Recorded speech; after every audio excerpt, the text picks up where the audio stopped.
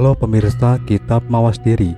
Dalam video kali ini, saya akan membawakan sebuah pembahasan yang berjudul Manunggaling Sejatining Urip Syekh Siti Jenar di bagian kedua. Dalam episode Perdebatan Sunan Kalijogo dengan Sunan Giri. Semoga pembahasan kita kali ini dapat menjadi pengetahuan untuk kita semua. Tanpa berlama-lama lagi, langsung saja kita ke pembahasannya. Kita belum juga menemukan jejak Syekh Siti Jenar, ucap Loro Kempol. Bukankah dia ke arah sini? Tidak mungkin. Saya punya keyakinan jika Syekh Siti Jenar menuju pusat kota Demak Bintoro, potong Kebo Benowo. Kalau betul dia menuju kota Demak, sangatlah sulit untuk menemukannya. Kebo Benowo menghentikan langkah lalu duduk di atas batu di tepi jalan. Benar juga. Kebo Benowo mengurutkan keningnya. Langkah pun terhenti sejenak. Matanya menatap jalan yang masih panjang. Menarik nafas dalam-dalam. Sebaiknya kita istirahat di sini sambil cari makan, menunggu Syekh Siti Jenar pulang. Jika memang dia dari pusat kota Demak Bintoro, tentulah pulangnya akan melewati jalan ini. Itu baru benar, sahutnya. Langsung saja merebahkan tubuhnya di atas rumput hijau, di bawah rindangnya pohon jalan. Sayap malam mulai mengembang. Matahari telah menyelinap di balik bukit. Kelelawar terbangun keluar dari sarangnya, bergembira ria menyambut datangnya malam. Ki Kebo Benowo, hari sudah malam. Apakah kita mau tetap di sini menunggu Syekh Siti Jenar? Tanya Loro Kempol bangkit dari duduknya. Kepalanya mendongak ke atas, menatap langit yang mulai tampak dihiasi gemintang. Benar juga kamu Kempol. Kebo Benowo berdiri, menatap jalan yang terbentang panjang menuju pusat kerajaan Demak Bintoro. Lihat, mungkinkah dia yang kita tunggu? Syekh Siti Jenar, timpal Lego Benongo. Kelihatannya Syekh Siti Jenar Ki Benowo, ujar Loro Kempol gembira. Hebat. Wajahnya memancarkan cahaya terang, padahal dia tidak membawa obor atau lampu. Saya rasa itulah kehebatan ilmu yang dimilikinya, duga Kebo Benowo. Kita sudah benar menemukan seorang guru, tapi apa mau Syekh Siti Jenar mengangkat kita sebagai muridnya? Loro Benongo meragukan. Kalau tidak mau kita bunuh saja, geram Loro Kempol. Kamu seperti tidak ingat saja Kempol. Bukankah Syekh Siti Jenar itu sangat sulit dilukai? Kebo Benowo mengingatkan. Mana mungkin kita bisa membunuh, apalagi mengancamnya agar diangkat menjadi murid. Sebaiknya kita bersikap lunak pada orang yang memiliki ilmu tinggi seperti dia. Benar juga Ki Benowo. Loro Kempol menganggukkan kepala. Jika tetap tidak mau menerima kita sebagai muridnya, kita coba saja dulu, ujar Kebo Benowo. Syekh Siti Jenar telah mendekat, lalu melintas di hadapan Kebo Benowo dan kedua temannya. Syekh Siti Jenar sedikit pun tidak menyapa apalagi meliriknya, terus melangkah ke depan dengan tenang. Tunggu Syekh, Kebo Benowo mengejarnya. Bolehkah saya berguru? Mengapa mesti berguru? Kepada siapa Kisanak akan berguru? Syekh Siti Jenar tidak menghentikan langkahnya dan tidak melirik.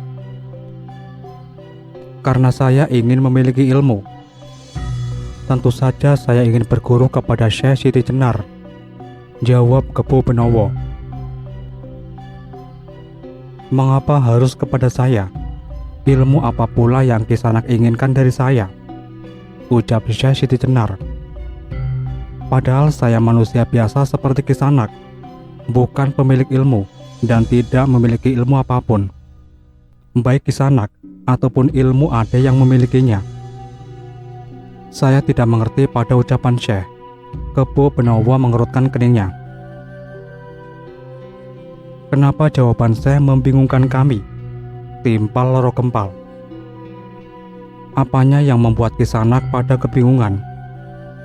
Saya tidak pernah membuat bingung orang lain, apalagi menyusahkan orang. Syekh Siti Jenar menghentikan langkahnya, lalu menatap ketiga rampok tersebut. Hanya Kisanaklah yang membuat susah dan menyusahkan diri sendiri. Apa maksud ucapan Syekh? Ketiga rampok hampir serempak menumpuk dahinya masing-masing. Kepala seakan-akan pecah ketika mendengar setiap perkataan Syekh Siti Jenar. Saya manusia biasa seperti Kisanak, bukan pemilik ilmu. Bukankah Kisanak sendiri dan ilmu itu ada pemiliknya?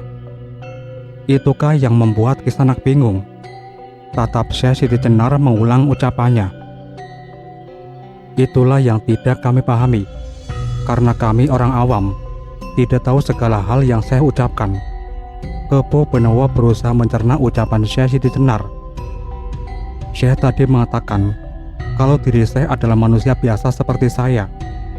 Ya, bukankah Syekh memiliki ilmu yang hebat, sedangkan kami tidak bisa apa-apa? Ujar Kepo Benowo. Saya tidak memiliki ilmu yang hebat. Kisanak menganggap tidak bisa apa-apa. Itu merupakan pernyataan yang sangat keliru. Syekh Siti Jenar diam sejenak. Matanya menatap satu persatu wajah orang yang diajaknya bicara. Kenapa tidak mau mengakui kalau diri saya memiliki ilmu yang hebat? Sela Kepo Benowo. Pikirannya semakin sumpah mendengar setiap perkataan Syekh Siti Jenar yang berseberangan dengan realita yang dia pahami. Malah pengakuan saya dianggap keliru. Memang benar Kisanak sangat keliru. Syekh Siti Jenar mendongak ke atas langit. Tataplah bintang gemintang yang ada di atas kepala Kisanak, nun jauh di langit. Apakah ada yang aneh dengan bintang gemintang di langit? Tanya Kepo Benowo. Belum menemukan celah terang atas segala perkataan Syekh Siti Jenar. Pikirannya semakin ngejelimet. Bukan ada yang aneh atau tidak. Perhatikanlah bintang-bintang. Kenapa tidak jatuh ke bumi dan menimpa kepala kita? Pernahkah terpikir dalam benak Kisanak, siapa yang menahannya di langit? Syekh Siti Jenar kembali menatap ketika rampok tadi. Benar juga. Tidak tahu, mungkinkah kekuatan yang tidak nampak? Kenapa kekuatannya tidak nampak? Siapa pula yang memiliki kekuatan yang tidak nampak itu? Tanya Syekh Siti Jenar. Saya tidak mengerti, Syekh. Jika memang ada kekuatan, siapa pemiliknya? Dialah Allah. Allah itu penguasa semesta alam, penggenggam setiap jiwa makhluknya, ujar Syekh Siti Jenar. Kita kembali pada ucapan saya semula. Maksud saya itulah tadi. Oh iya.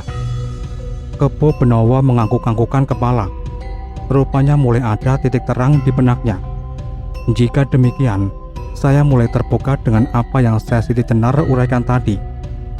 Namun yang masih membingungkan, mengapa dianggap keliru jika saya mengatakan tidak bisa apa-apa dibanding Kisanak?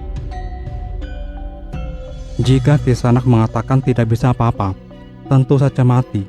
Hanya orang matilah yang tidak bisa apa-apa, terang Syekh Siti Jenar. Benar perkataan Kisanak, Syekh.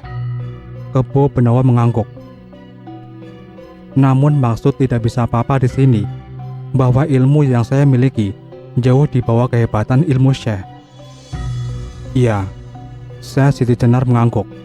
Itu bukan berarti bahwa saya lebih hebat dari Kisanak. Hanya Kisanak belum menemukan ilmu yang saya miliki. Itulah yang saya inginkan dari Syekh. Beritahu saya cara menemukan ilmu tadi, ucap Kepo Benowo. Akan saya tunjukkan. Ikutlah Kisanak ke padepokan saya. Syekh Siti Jenar membalikkan tubuhnya, kemudian melangkahkan kakinya dengan tenang. Terima kasih, Syekh. Kepo Benowo dan kedua temannya sangat senang akan diberi ilmu hebat yang dimiliki oleh Syekh Siti Jenar. Wali Songo terus menyebarkan agama Islam di Pulau Jawa. Sunan Kalijogo berbeda cara dengan wali lainnya.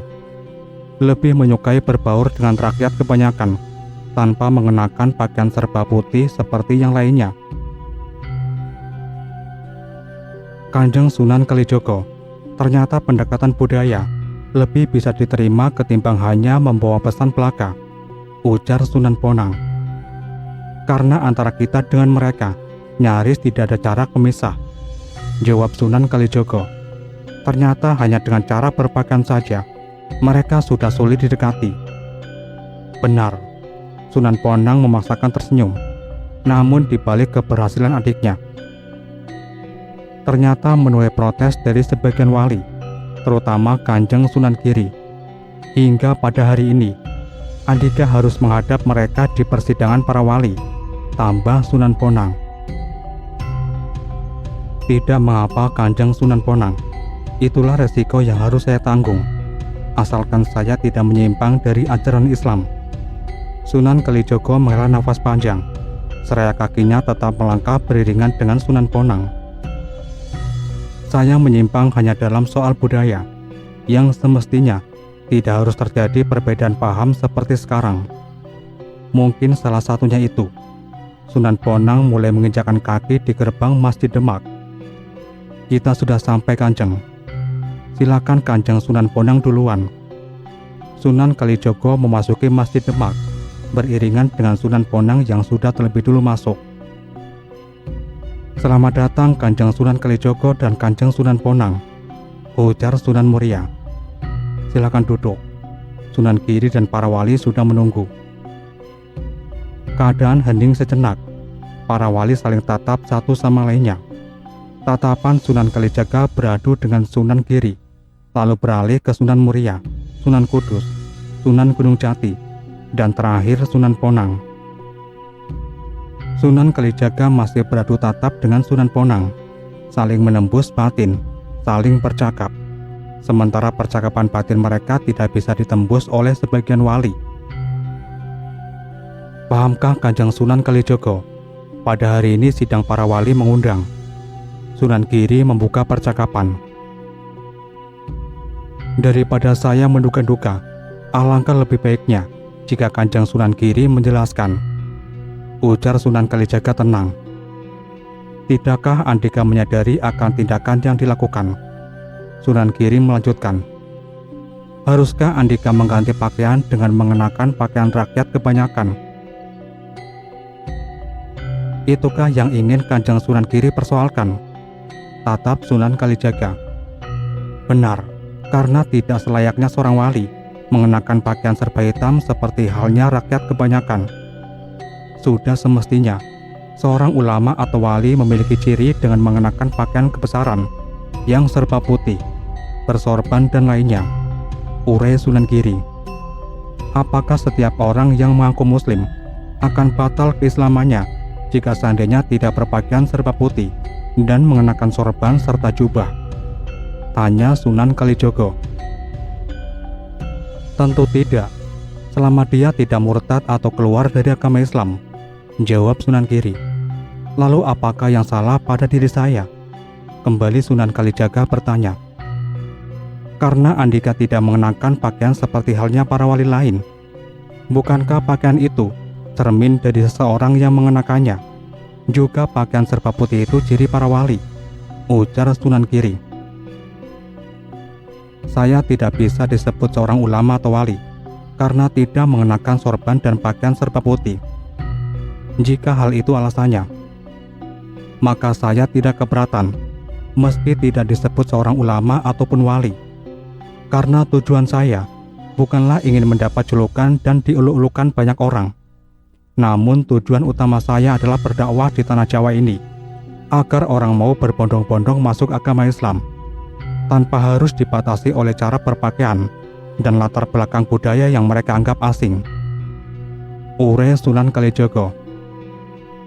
Untuk keberhasilan dakwah, saya rela menanggalkan jubah putih, serta berbaur dengan rakyat jelata.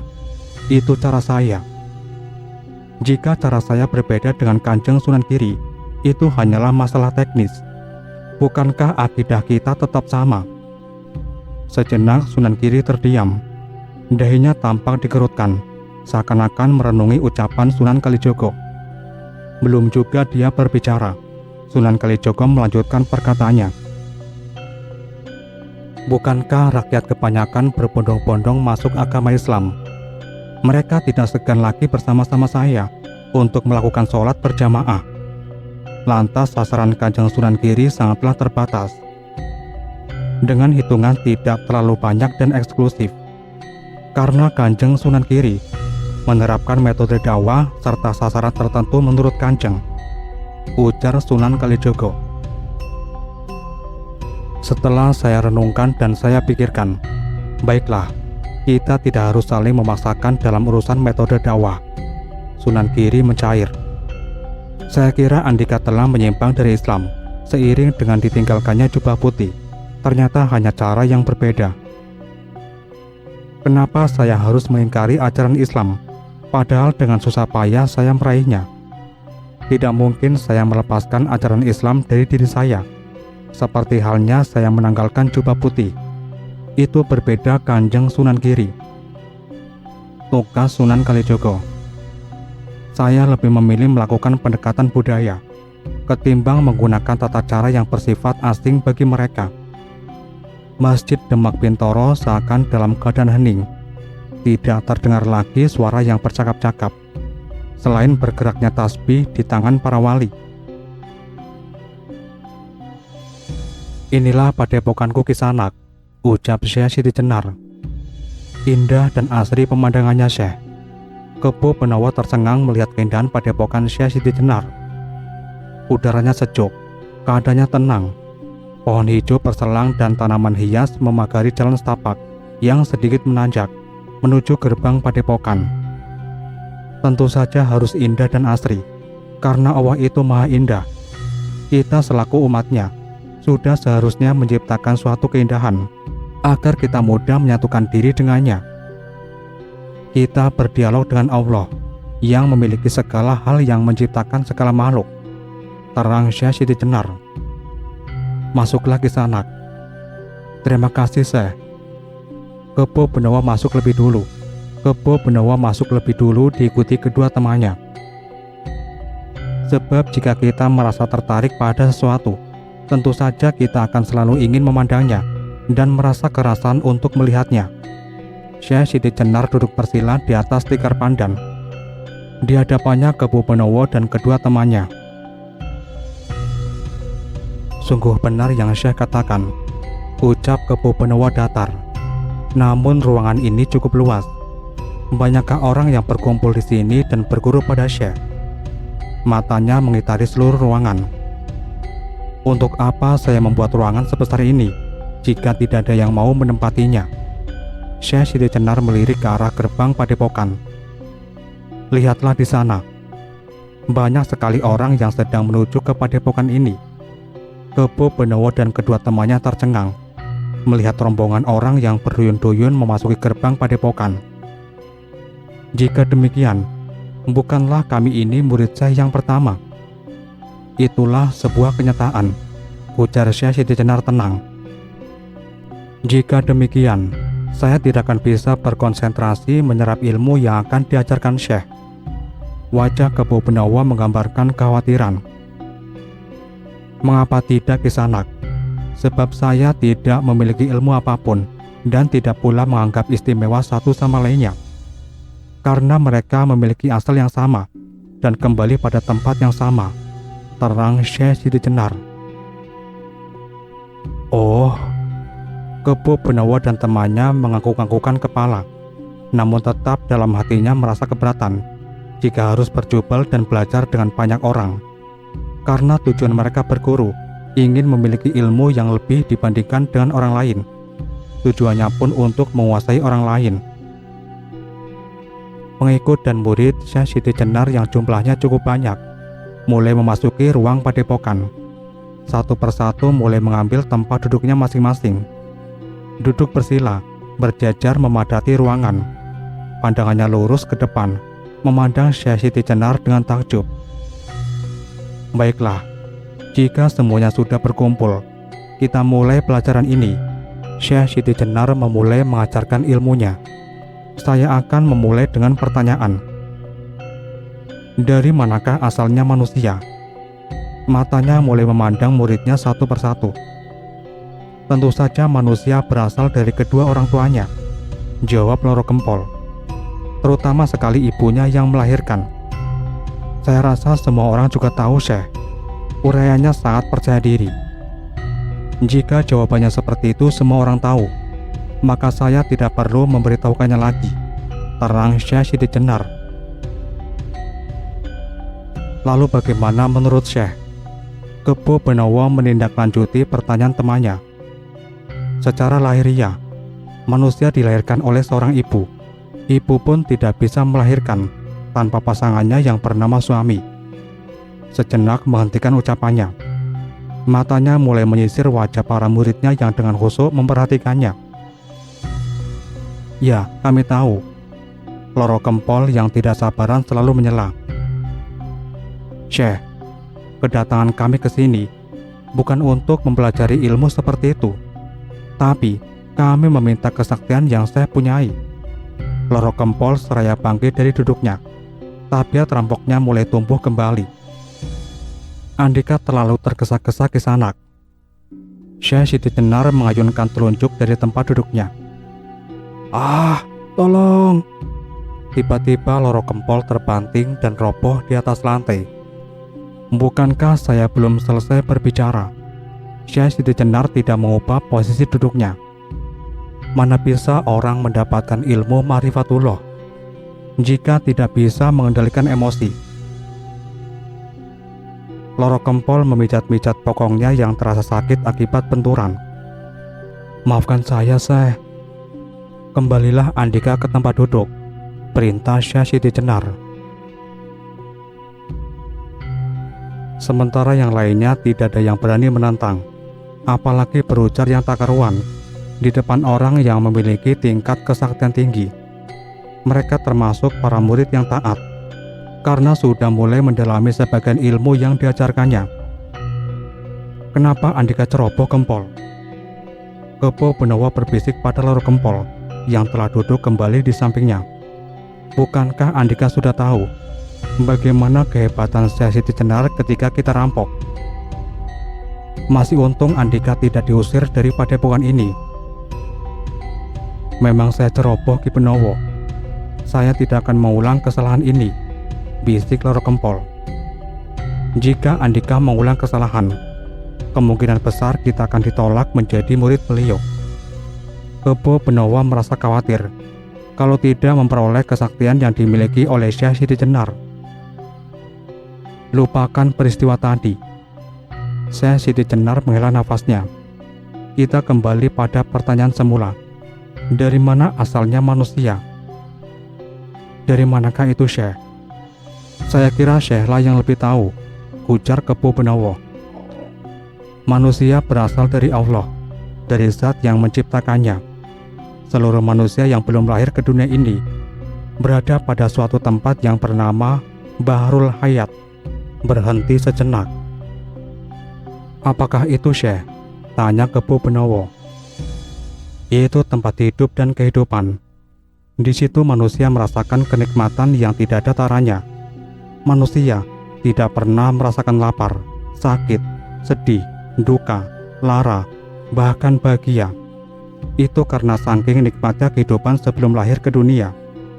Kita merasakan penderitaan, kesedihan, kemiskinan dan sebangsanya karena telah lahir ke dunia ini. Bukankah sebelumnya kita tidak pernah merasakan penderitaan dan juga kemiskinan? Urai Syekh Siti Jenar. Para murid Syekh Siti Jenar sejenak merenungkan uraian gurunya. Mereka ada yang bisa mencerna dan memikirkannya, namun ada juga yang belum memahami maksud uraian tadi. Jadi dunia ini tempatnya kita menjalani kesedihan, kemiskinan, kemelaratan, penderitaan, tertawa, bergembira. Setelah semuanya, secara berurutan atau tidak kita alami, maka kembali berputar. Setelah sedih kita akan bahagia, setelah bergembira kita akan menangis, dan seterusnya. Syekh Siti Jenar memandang ke setiap sudut. Jika demikian, kehidupan dunia ini berbeda dengan alam asal-muasal kita, yang di dalamnya tidak pernah terasa kesedihan, dan tidak pernah pula setelah bergembira, kemudian bersedih. Bukankah di sana, nyaris kita tidak pernah merasakan apapun, Syekh? Ujar Kebo Benowo, seraya menatap wajah Syekh Siti Jenar yang memancarkan cahaya. Benar, alam asal-muasal manusia adalah alam milik Zatnya, sehingga kita pun berada di dalam kenikmatannya, berbeda dengan alam yang sedang kita jalani sekarang. Lanjut Syekh Siti Jenar. Tangan kanannya tetap memegang tasbih, sementara tatapan matanya terus berputar. Waktu terus merangkak pelan, menggiring para murid Syekh Siti Jenar pada acaranya. Mereka semakin khusyuk mendengarkan. Hati mulai terbuka akan segala hal yang sebelumnya tidak diketahui. Syekh, Andika membawa ajaran Islam, padahal agama yang saya kenal sebelumnya adalah Hindu dan Buddha, ujar Kepu Kenongo. Namun setelah saya perhatikan, ternyata inti dari ketiga agama tersebut memiliki kesamaan. Benar Ki Ageng Pengging, ucap Syekh Siti Jenar, matanya menatap tajam wajah lelaki yang masih keturunan Majapahit. Semua agama sebenarnya dari asal yang satu. Itulah tadi yang saya uraikan. Saya paham dan tertarik untuk mengambil kesamaan dari ketiga ajaran tadi, tambah Kepu Benowo. Hanya yang membedakan agama-agama tadi adalah lelaku lahiriah saja. Benar Ki Ageng Pengging, sebab hakikatnya sama, mencari yang namanya Sang Pencipta, Sang Pemilik, Sang Maha Perkasa, ujar Syekh Siti Jenar, seraya jemari tangannya memberi gambaran simbol pada Kepu Kenongo. Kita hanya bisa merasakan nikmat saat bergumul dengan Zat yang Maha Kuasa. Mungkin syariat dari ajaran Hindu dan Buddha bersemedi, mungkin orang Islam dengan tata cara berzikir, berdoa dan sholat, tapi semua itu hanyalah bentuk pendekatan secara jasadiah saja. Sedangkan batinnya tertuju pada yang maha skalanya, urai Syekh Siti Jenar. Benar Syekh, Kepu Kenongo sejenak memandang ke arah puncak gunung.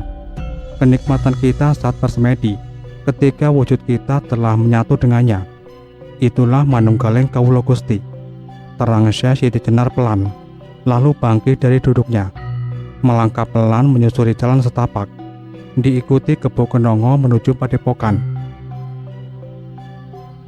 Mereka sedang memperbincangkan apa di atas sana? Loro Kempol melirik ke arah Kepu Benowo yang sedang berdiri di halaman padepokan. Kelihatannya sangat serius.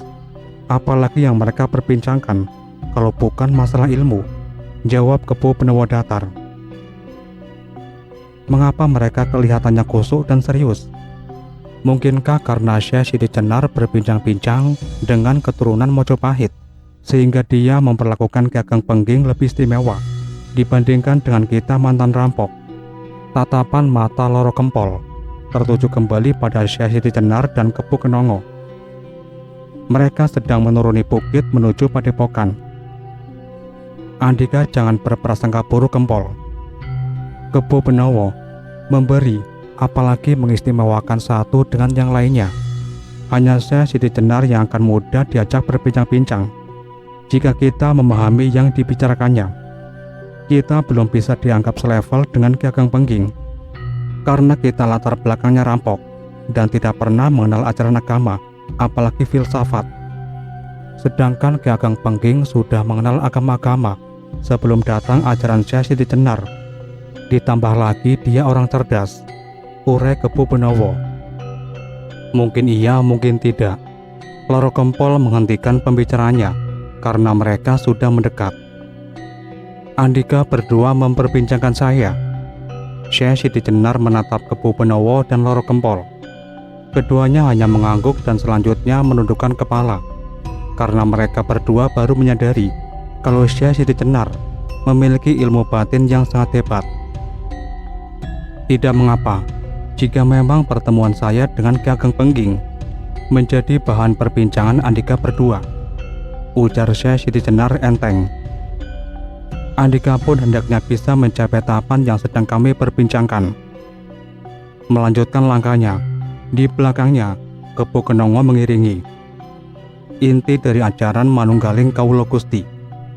Kepu Kenongo memulai lagi perbincangan setelah beberapa langkah jauh dari Loro Kempol dan Kepu Benowo.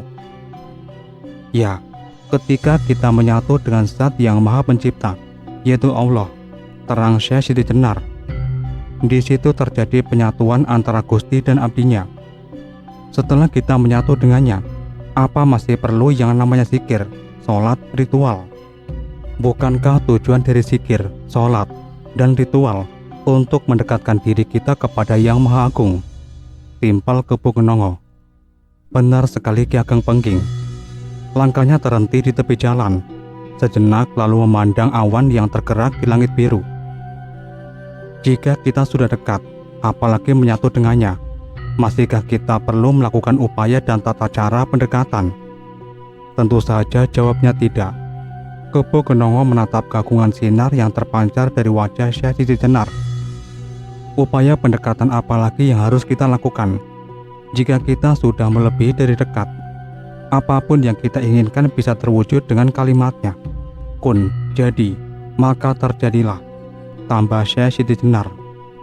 Namun ketika kita sudah berada pada tahapan tadi, mana mungkin akan tertarik pada dunia dan seisinya?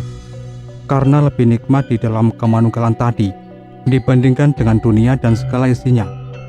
Mungkin juga Syekh Kebo Kenongo mengurutkan dahinya, mencoba mencerna uraian Syekh Siti Jenar. Untuk meyakinkan segala hal yang saya katakan, sebaiknya Ki Ageng Pengging mencobanya. Saran Syekh Siti Jenar. Saya sering melakukan semedi dan tapa brata Syekh. Namun yang dikatakan kemanunggalan kita dengan Sang Pencipta di sebelah mana? Tanya Kebo Kenongo. Ketika wahdatul wujud, Syekh Siti Jenar menghela nafas dalam-dalam. Saya baru bisa menjelaskan lebih mendalam jika Ki Ageng Pengging mencoba, lalu ada perbedaan dari sebelumnya. Maka hal itu baru saya uraikan kembali menuju manunggaling kawula Gusti. Sebab tidak mungkin saya mengurai sebuah persoalan jika seandainya Ki Ageng tidak menjelaskan terlebih dulu hal yang mesti dibahas. Saya paham maksud Syekh. Kebo Kenongo menganggukkan kepala. Saya mendapat kabar tentang pesatnya ajaran yang disampaikan oleh Syekh Siti Jenar, ujar Sunan Bonang, duduk bersila di hadapan Sunan Kalijogo. Saya juga demikian Kanjeng. Sunan Kalijogo mengamini. Kenapa dia bisa berhasil dengan pesat dalam penyebaran agama Islam di tanah Jawa, padahal dia bukanlah seorang wali? Sunan Giri menyela. Benar Kanjeng, penyebaran ajaran dengan pesat di sini bukan berarti mayoritas, sebab Kanjeng Sunan Kalijogo pun cukup berhasil dalam upaya ini. Terang Sunan Bonang. Tidak lupa pula para wali yang lain. Bukankah kita pun para wali sudah menyisir Pulau Jawa dalam upaya penyebaran ajaran Islam? Ujar Sunan Giri. Sampai di sini dulu pembahasan kita kali ini, dan nantikan kelanjutan pembahasan ini di video berikutnya. Tetap di channel Kitab Mawas Diri.